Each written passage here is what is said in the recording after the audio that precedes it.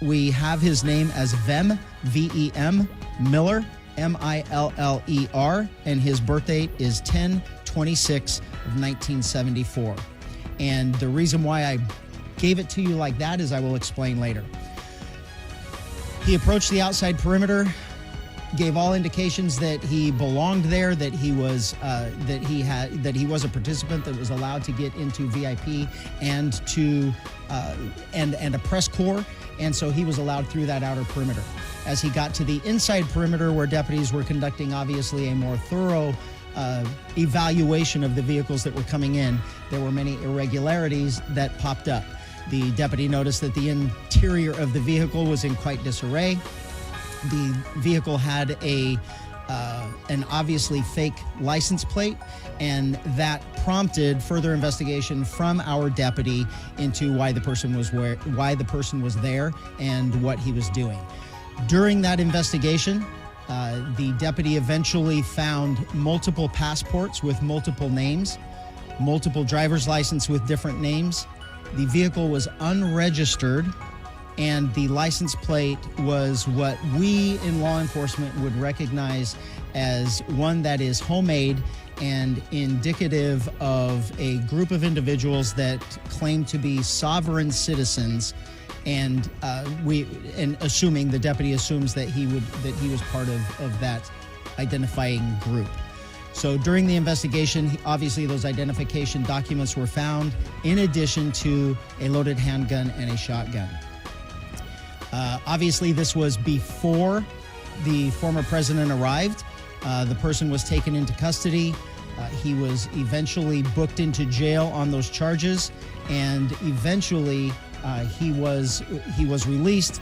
He will have to further his court case in the future. Right now, we are actively engaged in working with Secret Service and the FBI to ensure that this person is followed up on and all of the information that they can gather. I can tell you that from my perspective, from a state law enforcement agency's perspective, the firearms charges is what we arrested him for and booked him on. Anything further will come from the federal government, and quite thank God. And by an act of really what we did in the week leading up to keeping that place secure, I certainly wouldn't want to be saying after the fact that I wish we would have done something to prevent that shooting. And there is absolutely no way that any of us are going to truly know what was in his head.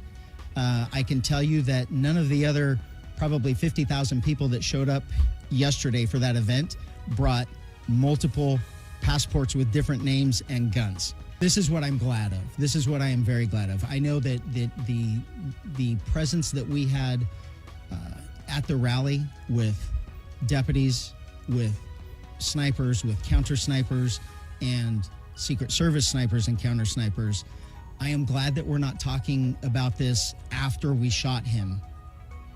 We get to talk about it before, and no matter what, it's all going to be speculation about what his intentions were getting there. What we do know is he showed up with multiple passports with different names, an unregistered vehicle with fake license plate, and loaded firearms. If you're asking me right now, I probably did have deputies that prevented the third assassination attempt. If we are that politically lost, that we have lost sight of common sense and reality and reason, that we can't say that, holy crap, what did he show up with all of that stuff for and loaded guns, and I'm going to be accused of being dramatic. We have a serious problem in this country, because this is